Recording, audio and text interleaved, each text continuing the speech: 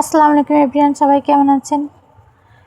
আজকে আমরা যাব আমার বোনের বাসায় বেড়াতে, এজন্য আমরা রেডি হয়ে নিচ্ছি।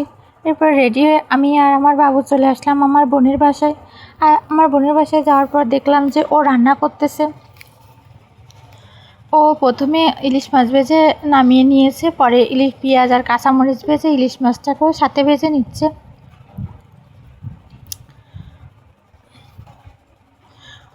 ওরা সাধারণত ওদের গ্রামের বাড়ির দিকে ওরা মাটির চুলায় রান্না করে। মাটির চুলায় রান্না করা অনেক ভালো। আমার কাছে মাটির চুলায় রান্না করা খাবারগুলোতে একটু বেশি স্বাদ হয় মনে হয়। এরপরে ও মাংস রান্না করে নিচ্ছে। এই যে মাংসটা রান্না করতেছে এটা ওদের বাড়ি পালন করা ব্রয়লার মুরগি। ও সাধারণত ব্রয়লার মুরগি, তারপরে দেশি মুরগির বাচ্চা পালন করে।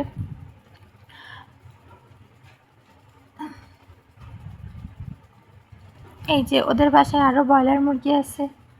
এগুলো ওজন প্রায় 5 কেজি করে। আরও ছোটো সাইজের আরেক সাইজ আছে যেগুলো একটু ছোট, আবার আরেক সাইজ আছে যেগুলো দেশি, মানে অনেক ছোট বড় অনেক সাইজের মুরগি আছে ওদের বাসায়।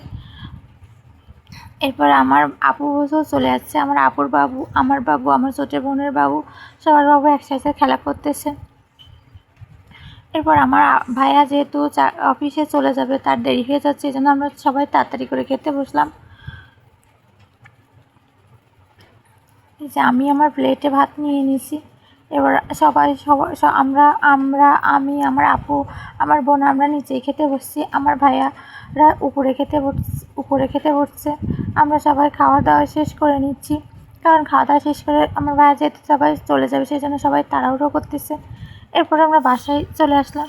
রাত্রেবেলা বাসায় প্রচুর বৃষ্টি শুরু হয়েছে আমাদের এদিকে।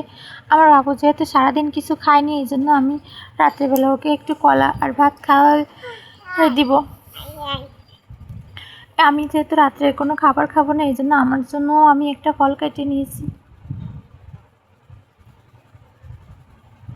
আজকের ভিডিওটা এই পর্যন্তই। আল্লাহ হাফেজ।